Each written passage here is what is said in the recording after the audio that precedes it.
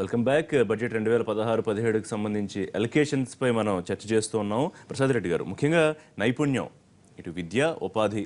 ఇప్పుడు విద్య అంటే నైపుణ్యంతో కూడిన విద్య కావాలి. చాలా చోట్ల మనకి విమర్శలు వస్తున్నాయి. లక్షల కొద్దీ ఇంజనీర్లు బయటకు వస్తున్నారు, కానీ నైపుణ్యం ఉన్న వాళ్ళు ఎక్కడ ఉన్నారని ఇటు కార్పొరేట్ కంపెనీస్ అడుగుతున్నాయి. మరి వృత్తి నైపుణ్యాన్ని పెంచేందుకు 17,000 కోట్ల కార్పస్ ఫండ్ అని కనిపిస్తోంది. సో విద్యారంగానికి పోతాం, ఉన్నత విద్యకు ప్రత్యేక ఏజెన్సీలు ఏమన్నా ఈసారి ఉపయోగకరంగా ఉన్నట్టు అనిపిస్తుందా?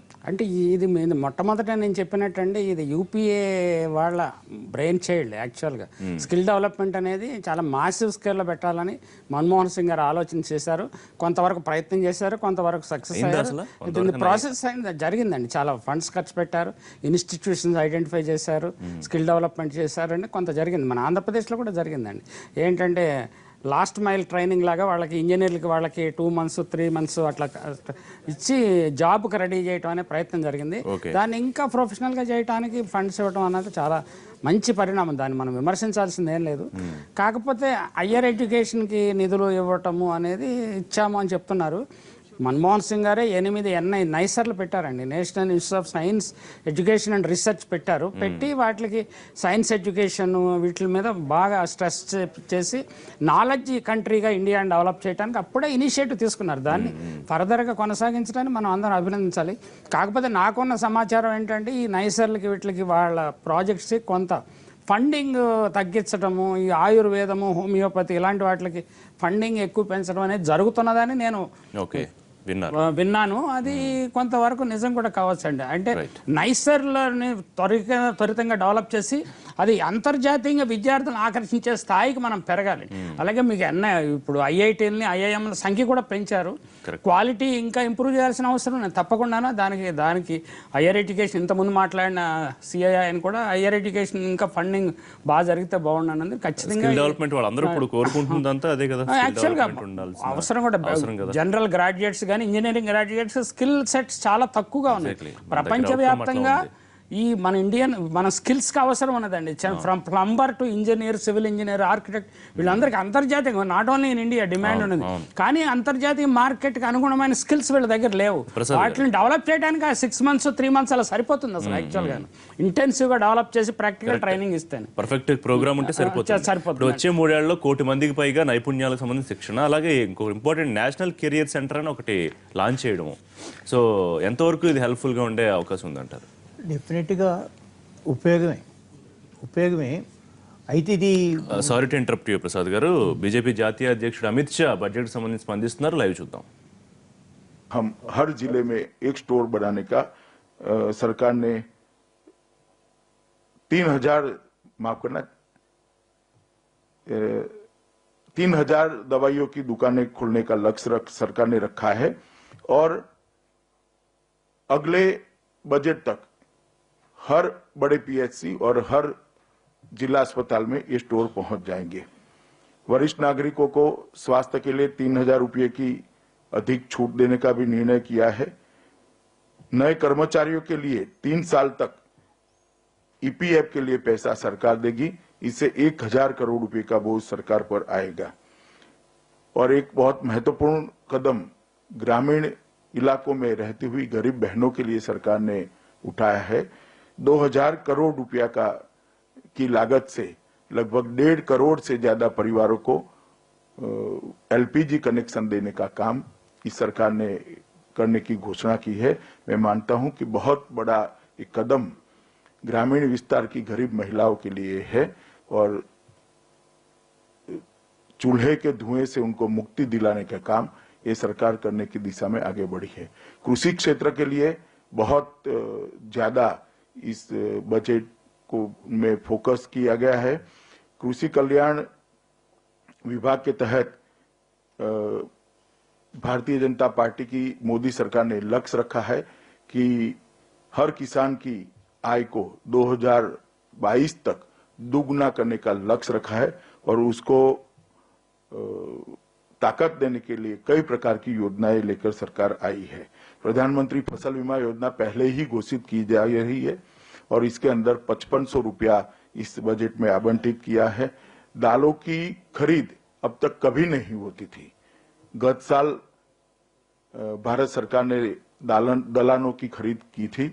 इस बार भी दलहनों की खरीद करने के लिए भारत सरकार ने लक्ष्य बनाया है और इनके दामों की स्थिरता बनाए रखने के लिए और किसानों को भी नुकसान न हो इसके लिए 900 करोड़ रुपया आवंटित किया गया है। प्रधानमंत्री इरिगेशन योजना को भी आगे बढ़ाया गया है और एक ई मंडी राष्ट्रीय स्तर पर शुरू करने का फैसला किया गया है, जिसके आधार पर देश भर के किसानों को अच्छा दाम मिलने की सुविधा होगी। इंफ्रास्ट्रक्चर के क्षेत्र में भी सरकार ने लगभग 2,21,000 करोड़ रुपया आवंटित कर इंफ्रास्ट्रक्चर को मजबूत बनाने के लिए एक पहल की है और ग्रामीण इंफ्रास्ट्रक्चर को भी उसमें महत्व दिया गया है।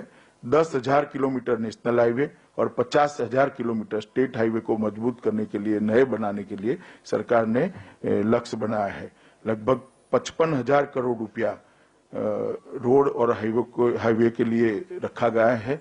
देश के 160 से ज्यादा हवाई अड्डे को नवीनीकरण करने के लिए और पुनः सेवा में लाने के लिए सरकार ने एक लक्ष्य रखा है और सड़क और रेलवे के लिए भी कुल मिलाकर 2,18,000 करोड़ रुपया सरकार ने देने का तय किया है।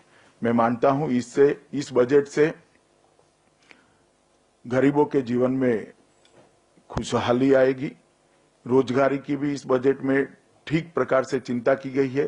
गरीबों को स्वास्थ्य की गई है, महिलाओं को एलपीजी कनेक्शन देने की चिंता की गई है और मुद्रा बैंक के माध्यम से लगभग अगले साल 4 करोड़ लोगों को स्वरोजगारी भी मिले, इस प्रकार की व्यवस्था करने में सरकार ने जो आयोजन किया है, इसके लिए मैं वित्त मंत्री जी और प्रधानमंत्री जी दोनों को हृदय से अभिनंदन देना चाहता हूं और भारतीय जनता पार्टी के करोड़ों कार्यकर्ताओं की ओर से भी मैं पार्टी के अध्यक्ष नाते अभिनंदन देता हूं। धन्यवाद।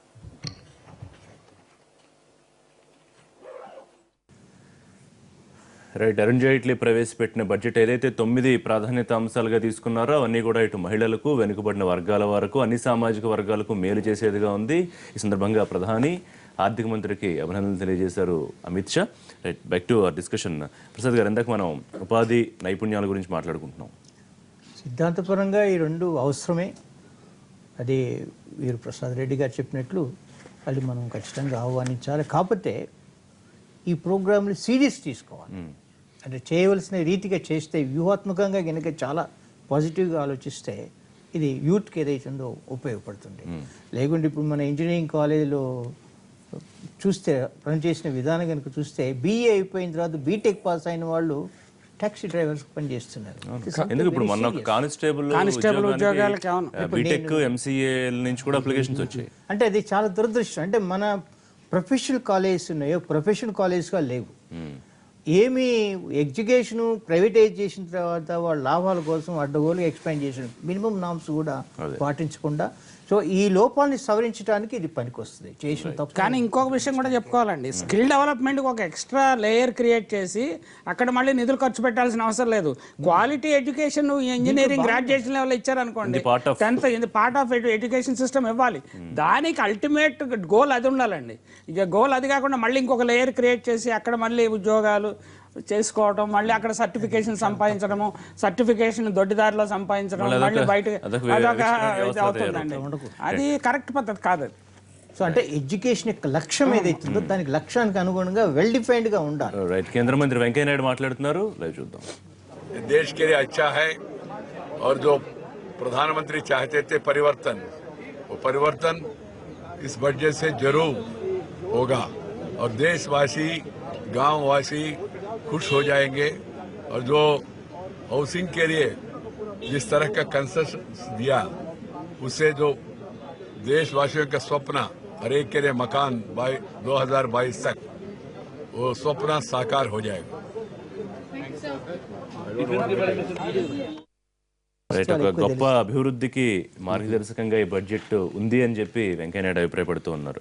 ప్రసాద్ రెడ్డి గారు, మనం సోషల్ సెక్టర్ గురించి మాట్లాడుకుంటే ముఖ్యంగా అమిత్ షా చెప్పినట్టు గ్యాస్ అనే అంశాన్ని ప్రధాన అంశంగా చెప్తున్నారు. ఎందుకంటే ఇంతకుముందు ఆ పొగ కాళ్ళతోనే వాళ్ళు వంట చేసుకునే పరిస్థితి వాళ్ళ చాలా మందికి గ్యాస్ అందుబాటులోకి వచ్చిందని దీని ఒక పాజిటివ్ అంశంగా చూడాల్సిన అవసరం ఉంది. అలాగే 75 లక్షల కుటుంబాలు గ్యాస్ని సబ్సిడీ వదులుకున్నాయి ప్రధానమంత్రి పిలుపుతో. అంటే 15 కోట్ల మందిలో 75 లక్షలు వదులుకున్నారు. అందులో వాలంటరీగా కొంతమంది వదులుకున్నారు. మేము తొలగిస్తామని చెప్పేసి కొంతమందికి తొలగించారు. ఇవన్నీ రెండు ఉన్నాయండి, రెండు రకాల ఇష్యూస్ ఉన్నాయి. కాబట్టి అది ఎంతవరకు అనేది ఒకటి చూసుకోవాలి. 15 కోట్లలో 75 లక్షల మంది అనేది మేజర్ నెంబర్ ఏం కాదు. అలాగే ఇంకోటి ఏంటంటే మీరు గ్యాస్ కన్నీళ్లు లేకుండా వంట చేసుకోవచ్చు అనేది ఇది ఎప్పటి నుంచి వింటున్నాం, 30 సంవత్సరాలు మనం వింటూనే ఉన్నాము. మన ఆంధ్రప్రదేశ్లో చాలా వరకు ఇంప్లిమెంట్ చేశారు, with due respect to all the government, state government. ఇప్పుడు కొత్తగా ఇది ఏదో ఒక అంటే మేబీ కొన్ని రాష్ట్రాల్లో సరిగ్గా ఇంప్లిమెంట్ కాకపోవడం వల్ల ఇది ఆలోచన అయితే మంచిదే ఖచ్చితంగా. ఆలోచనని ఇంప్లిమెంట్ చేయటం వల్ల మాకు ఇది ప్రకృతి నష్టం లేకుండా చెట్లు నరికేయటము, కలప కోసం చేయటం, వంట చెరకు కోసం చేయకుండా జరుగుతుంది. అది మంచిదే, దాన్ని మనం వెల్కమ్ చేయాలి. కానీ అది ఏదో పెద్ద రెవల్యూషనరీ చేంజ్, ఆడవాళ్ళని ఏదో వంటింటి నుంచి విముక్తి చేస్తామని ఆలోచన, వంటింటి బంజర్ నుంచి అదే ఏంటంటే అదే మాటకారితనము, వాక్చాతుర్యంతో ప్రజలకు వాస్తవాల నుంచి దూరంగా తీసుకెళ్లిపోవడం ఒక ఆర్ట్గా రాజకీయ చాలా సాధారణంగా జరగాల్సిన ఒక అంశాన్ని కూడా చాలా హైలైట్ చేస్తూ చెప్పారు. నేషనల్ డయాలసిస్ ప్రోగ్రామ్ అని అన్ని జిల్లా కేంద్రాల ప్రభుత్వ ఆసుపత్రుల్లో అది మరి మినిమల్ గా జరగాల్సిన ప్రోగ్రామే కదా, అది దాన్ని హైలైట్ చేయాల్సిన అవసరం ఉందా? బట్ ఎనీవే జరిగితే మంచిది, ఫండింగ్ చేసింది మంచిదండి. వాళ్ళు చేసుకుని చెప్పుకునే హక్కు ఉంది, చెప్పుకోవాలి కూడా, దాన్ని అభ్యంతరం పెట్టినాం. కానీ అంత టైం స్పెండ్ చేయాల్సిన అవసరం లేదు. నేను ఏమన్నానంటే ఇప్పుడు మనం సామాజికంగా ఇప్పుడు మినిమం కొన్ని సౌకర్యాలు కల్పిస్తాం కదా ప్రభుత్వం, సో అందులో భాగంగా చూడాల్సిన అవసరం లేదా? లేకపోతే మామూలు చిన్న చిన్న పనులు చేసి పెద్ద పెద్ద ప్రచారం చేసుకుంటే కొంచెం ఎబ్బెట్టుగా ఉంటుందండి. ఇప్పుడు మన రాజ్యాంగం 65 సంవత్సరాల క్రితం మనకు చెప్పింది ఏంటి, యూనివర్సల్ కంపల్సరీ ఎడ్యుకేషన్ పెట్టమని. ఇప్పుడు పెట్టేసి మేము చాలా ఘనకార్యం సాధించాము అంటే బాగుండదండి. అంటే కొత్తగా ఏదో అభివృద్ధికి మనం తలుపులు తీసి ఇదే మేము చేసిన అభివృద్ధి అన్నట్టుగా అది ఎప్పుడో జరగాల్సింది ఇప్పుడు జరిగితే కొంచెం ఎబ్బెట్టుగా ఉంటుంది. ఈ స్టాండప్ ఇండియా స్కీమ్ కి సంబంధించి మన సోషల్ సెక్టర్ లో ఈ గ్యాస్ అందరికీ అందుబాటులోకి తేవడం, తర్వాత ఈ నేషనల్ డయాలసిస్ ప్రోగ్రామ్, అలాగే స్టాండప్ ఇండియా స్కీమ్ కి సంబంధించి ఒక 1.2 లక్షల ఎంటర్‌ప్రెన్యూర్స్ కి కొత్తగా లబ్ధి చేకూర్చే ఒక ఆలోచన గురించి కూడా చెప్పారు. దళిత్ చాలా మంచి ఆలోచన, చాలా అవసరమే. ఇప్పుడు ఇది ఒక విధంగా బిగినింగ్ అని చెప్పుకోవచ్చు. ఈ ఎంటర్ప్రైజింగ్ నేచర్ వాళ్ళు ఒక విధంగా ఎస్సీస్ ఏంటంటే క్యాపిటల్, స్కిల్ అవి లేక డిప్రైవ్ అయిపోయినారు. సరే, జరిగిన లోపాన్ని సరిదిద్దుకోవడంలో భాగంగా మనం చూడాలి, కానీ దీన్ని మనం ఆహ్వానించాలి ఎంత చేసినా. కానీ మనం కోరుకునేది ఏంటంటే ఖచ్చితంగా చెప్పినట్లు అమలు కావాలి, అది చాలా ఇంపార్టెంట్. దీనికి ఇంకొక డైమెన్షన్ కూడా ఉందండి. ప్రైవేట్ రంగంలో రిజర్వేషన్ పెట్టాలి అని ఒక డిమాండ్ వచ్చినప్పుడు బజాజ్ ఒక ప్రకటన చేశాడు, నా కంపెనీలో నేను మ్యానుఫ్యాక్చరింగ్ స్కూటర్లు, మోటార్ సైకిళ్ళు తయారు చేస్తున్నాను, నా దాంట్లో రిజర్వేషన్కి అవసరం అర్హులైన వాళ్ళకంటే ఎక్కువ మంది వాళ్ళు ఆ సెక్షన్స్ నుంచి పని చేస్తున్నారు, మరి వాళ్ళని తొలగించమంటారా అని ప్రశ్నించారు. It's a good question. In fact ఆయన చాలా ఓపెన్గా మాట్లాడతాడు. ఆయన అలా ప్రశ్నించాడు, ఆ ప్రశ్నకు సమాధానం లేదండి. ఇప్పుడు ఇలాంటి ఎంటర్‌ప్రెన్యూర్‌షిప్ ఆటోమేటిక్గా జనరేట్ అవుతుందండి. మ్యానుఫ్యాక్చరింగ్ సెక్టర్ జరిగినప్పుడు ఫిజికల్ వర్క్ చేసే వాళ్ళకి ప్లస్ ఏంటి చిన్న చిన్న చేసుకునే వాళ్ళకి క్యాపిటల్ అందుబాటులో తేవడం అనేది మంచి ఆలోచన. ఈ స్కీమ్ కూడా దాదాపు 10-15 సంవత్సరాల నుంచి different states including our state implement చేస్తూ ఉన్నది. మనకి కాంగ్రెస్ వాళ్ళు చేశారు, తర్వాత తెలుగుదేశం వాళ్ళు కూడా చేస్తున్నారండి. అది చాలా మంచి స్కీము. అది వాళ్ళలో ఉండే సోషల్ అప్వర్డ్ మొబిలిటీని మనం ఎంకరేజ్ చేసి వాళ్ళని చెప్పండి. ఒక పాయింట్ ఏంటంటే సోషల్ రిజర్వేషన్స్ అనేవి ప్రైవేట్ ఎంటర్ప్రైజ్లో కూడా కావాలి. ఎందుకు కావాలంటే ప్రైవేట్ ఎంటర్ప్రైజ్లో ఇవాళ రేపు ఉన్న క్యాపిటల్ ఏదైతుందో అది పబ్లిక్ సోర్సెస్ నుంచి వస్తుంది. ఏ పారిశ్రామికవేత్త కూడా తన సొంత డబ్బులు పెట్టట్లేదు, ఇట్స్ పబ్లిక్ మనీ ఏదో షేర్స్ రూపంలో కానీ లేకపోతే బ్యాంక్ లోన్స్ రూపంలో కానీ ఎట్లా చేసినా సరే. కాబట్టి ఇంకో కోణం ఏంటంటే పబ్లిక్ ఎంటర్ప్రైజెస్ ఏదో తగ్గిపోతున్నాయి, కుంచుకుపోతున్నాయి. ఒకవైపు కుంచుకుపోతూ ప్రైవేట్ ఎంటర్ప్రైజ్లో సోషల్ రిజర్వేషన్స్ లేకపోతే అసలు social reservation public private participation అనేది ఎక్కువ. సో అందుకని మనం ఖచ్చితంగా అది చాలా రీజనబుల్ డిమాండ్. సపోజ్ బజాజ్ గారు చెప్పిన ఎగ్జాంపుల్ ఇచ్చారు. ఇప్పుడు సోషల్ రిజర్వేషన్స్ అంటే దాని అర్థం దానికంటే ఎక్కువ కూడా కాకూడదని కాదు, వాళ్ళు in their own right open competition select అయ్యి రావచ్చు కదా. Rare case, it's not universal, it's a rare case. కాబట్టి మనము సోషల్ రిజర్వేషన్స్ వెల్కమ్ కావాలి. తర్వాత ఎవరైనా ఓపెన్ కాంపిటీషన్ వస్తే అతను కూడా కావచ్చు, రానియండి, వస్తే మనం దాన్ని కూడా వెల్కమ్ చేయాలి. కొంతమంది ఓపెన్ సెలక్షన్ లో వస్తున్నారని చెప్పి సోషల్ రిజర్వేషన్ వద్దంటే న్యాయం. నేను దాన్ని వ్యతిరేకించట్లేదండి, ఇలాంటి జరిగిందని ఒక. ఇంకోటి ఇన్ఫ్రాస్ట్రక్చర్ విషయానికి వస్తే మనకి విద్యుతీకరణ గ్రామాలకు సంబంధించి దాదాపుగా 2017 మార్చి ఏదో డేట్ చెప్పారు ఆయన. ఈ లోపు మొత్తం దాదాపు ఒక 5,000 నుంచి 8,000 ఊళ్ళు మిగిలిపోయి కూడా ఎలక్ట్రిఫికేషన్ అందిస్తామని ఎక్కువ చెప్పి. తెలుగు 6 రాష్ట్రాల్లో లేదండి. 6 మన లక్షల తెలుగు రాష్ట్రాల్లో గ్రామాలని లేదు ఇది. ఇప్పటికే విద్యుదీకరణ చేశారండి. విద్యుదీకరణ చేశారు, ఇది కొద్ది మిగిలిపోయింది, వీళ్ళు పూర్తి చేయడం చాలా సంతోషించారు. దానికి ఇంకొక డైమెన్షన్ ఉందండి. దాంట్లో ఏంటంటే చాలా రాష్ట్రాలు, ఇప్పుడు మన ఆంధ్రప్రదేశ్, తెలంగాణ రాష్ట్రాల్లో గ్రామీణ విద్యుదీకరణ చాలా సక్సెస్ఫుల్ గా implement చేసిన 100% రాష్ట్రాల్లో అయిపోయింది ఇది ఒకటి మనకు 100% అయిపోయింది. ఎక్కడెక్కడ కానీ కొన్ని బీహార్ రాష్ట్రాల్లో అలాంటి మనం రాష్ట్రాల్లో చదివినట్టు ఇంకా ఈ ఉన్నాయి నార్త్ కొన్ని రాష్ట్రాల్లో ఊళ్ళో. అలాగే అసలు States ప్రాబ్లం అది కాదు అలాగే. రిషి. అసలు ప్రాబ్లం ఏంటంటే గ్రామానికి విద్యుత్ ఉంటుంది, గ్రామంలో ప్రజలకు 60% మంది ప్రజలకు విద్యుత్ ఉండదు. That is the real problem. Okay. దాన్ని మనము అడ్రస్ చేయాల్సి ఉన్నది. దాన్ని అడ్రస్ చేయడానికి ప్రయత్నం ఏం జరిగినట్టు లేదు ఇందులో. ఆ తర్వాత అణు విద్యుత్తుకు సంబంధించి ఒక 3,000 కోట్లు కేటాయింపు. సో దీన్ని ఎట్లా చూడాలి? అది ఖచ్చితంగా అణు విద్యుత్తుని ఎంకరేజ్ చేయాల్సిందే. నేను పర్సనల్ వ్యూ, నేను మై కన్సిడర్ ఒపీనియన్ ఇది అణు విద్యుత్ అనేది అది దాన్ని మనం తప్పించుకోలేము. అణు విద్యుత్ నుంచి మనం తప్పించుకోలేము. మన అదృష్టవశాత్తు ఏంటంటే మనకు హైడల్ పవర్ చేసుకోవడానికి అద్భుతమైన అవకాశాలు ఉన్నాయి. ముందు హైడల్ పవర్ని ఎగ్జాస్ట్ చేసుకున్నాక థర్మల్ పవర్, తర్వాత అణు విద్యుత్ కూడా అవసరమే. అన్ని రకాల విద్యుత్తులు అవసరం ఉన్నది కాబట్టి దాన్ని ఎంకరేజ్ చేయడానికి ఏ నిర్ణయమైనా మనం అణు విద్యుత్ ఇన్వెస్ట్మెంట్ చాలా హ్యూజ్ గా ఉంటుంది. చిన్న వేలతో అయ్యేది కాదు, వేల కోట్ల పైన ఉంటుంది. ఏదో కంటే ఏదో allocate చేయాలి కాబట్టి చేసినట్టు అనిపిస్తుంది. ఇదేంటో incidental expenditure minimum infrastructure provide చేయాలి కదా. అంటే వాళ్ళు కార్పొరేషన్స్ అవి ఉంటాయండి, దానికి సెపరేట్ కార్పొరేషన్ ఉంటుంది. టూరిజం మీద ఇప్పుడు అంటే విడివిడిగా ఇన్ డీటెయిల్డ్ గా మనం వెళ్తే దేని మీద రేట్లు పెరుగుతాయి అంటే ఇప్పుడు టీవీలు పెరిగే వాటిలో ఉన్నాయి, చెప్పులు తగ్గే వాటిలో కనిపిస్తూ ఉంటే కనుక ముఖ్యంగా సిగరెట్లు అది కాస్త సిగరెట్లు, మద్యము వాటి మీద అది బాగా నిరంతరము పడినట్టుంది. ప్రతిసారి బాదుడు కార్యక్రమం ఉంటుంది. బాదుడు కార్యక్రమం మనం అందరూ సొసైటీ వెల్కమ్ చేస్తూ ఉంటది. కానీ అది ఇండైరెక్ట్ కాస్ట్ అదే తగ్గట్లేదు. కాకపోతే అదే అదే మీరు అన్నట్టు ఇండైరెక్ట్ గా మళ్ళీ ఎక్కడొక్కడ దానికి ఇది ఉంటుందండి. అలాగైనా కానీ స్మోకింగ్ పెరుగుతూ ఉందంట. సో స్మోకింగ్ అండ్ డ్రింకింగ్ ఇండియాలో ఏంటంటే యూత్ ఎక్కువగా ఉండటం అనేది ఎమర్జింగ్ ఎకానమీ కావడం వల్ల ఈ అన్ని అవలక్షణాలు కొంత వస్తాయి, దాన్ని భరించుకోవాలండి. సో ముఖ్యమైనది ఏంటంటే $350 బిలియన్ విదేశీ మారక నిల్వలు ఉన్నాయి మన దగ్గర.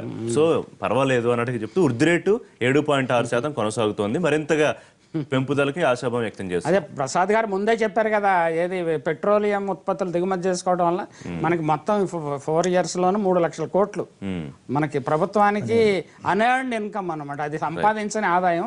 దాంతో బడ్జెట్ ని అడ్జస్ట్ చేసుకోవడానికి బ్రహ్మాండమైన అవకాశం. విదేశీ మారక నిల్వలు బ్రహ్మాండంగా ఉండిపోయినాయి. మీరేం చెప్తారు దీనికి సంబంధించి? వృద్ధి రేటు గురించి మనం బాగానే ఉంది.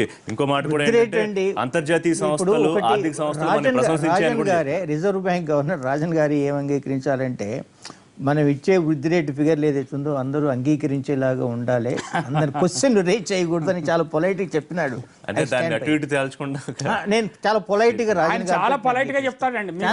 బ్రేకింగ్ ఇండియా అనేది ఇనిషియేటివ్ తీసుకున్నప్పుడు కూడా ఆయన ఇది మంచి డ్రీమ్. నేను కూడా పొలైట్ గా రాజన్ గారితో ఏకీభవిస్తున్నా. ఈ లెక్కలు ఏదైతుందో లెక్కించే విధానంలో చాలా ప్రశ్నలు వచ్చాయి. చాలా డీటెయిల్ గా పేపర్లో కూడా వచ్చినాయి కాబట్టి నేను వివరాలకు పోను. లెక్కించే పద్ధతులు మారటం వల్ల కనీసం ఒక 2% వృద్ధి రేటు ఎక్కువ వస్తుంది. ఇప్పుడు అవన్నీ విడదీసి చూస్తే పాతకాలానికి చూస్తే యాక్చువల్లీ వృద్ధి రేటు మైనస్లో ఉంటుంది, తగ్గుద్ది. అంటే మొత్తం నెగిటివ్ కాదు, 7.5 అని చెప్తున్నారు, 5.4, 5.5 ఆ ప్రాంతంలో ఉంటుంది. అది వాస్తవం. అలాగే వేలాది లక్షలాది కోట్లాది ప్రజలు జీవించే వ్యవసాయ రంగం గ్రోత్ ఎంత ఉంది ఆ విషయం మనకి ఎక్కడ దేశంలో 60% మెజారిటీ ప్రజలు ఉండేది, దాన్ని గ్రోత్ రేట్ లేదనుకోండి అంటే వాళ్ళ జీవిత పరిణామం దేశంలో 60% ప్రజలు దేశంలో 60% ప్రజలు జీవిస్తున్నటువంటి రంగం కొనరెళ్ళిపోతుంటే నా దేశం సౌభాగ్యంగా ఉందంటే ఎంత తప్పుగా అనిపిస్తున్నది, ఎంత మోసం మభ్యపెట్టే ప్రచారం తప్ప వాస్తవానికి దూరం అది. థ్యాంక్ యూ ప్రసాద్ గారు, ప్రసాద్ రెడ్డి గారు డిబేట్లో పార్టిసిపేట్ చేసినందుకు. ఇంకా రాష్ట్రాల వారీగా ఎలకేషన్స్ కూడా వస్తూ ఉన్నాయి డీటెయిల్గా. ఇప్పుడు తెలంగాణకి ఏమేం కేటాయింపులు వచ్చాయి, ఆంధ్రప్రదేశ్కి ఏం కేటాయింపులు వచ్చాయని కూడా మన తర్వాత బులెటిన్స్లో చూద్దాం. ఇది బడ్జెట్ 2016కు సంబంధించి ప్రత్యేక చర్చ. Thanks for watching. Keep watching NTV.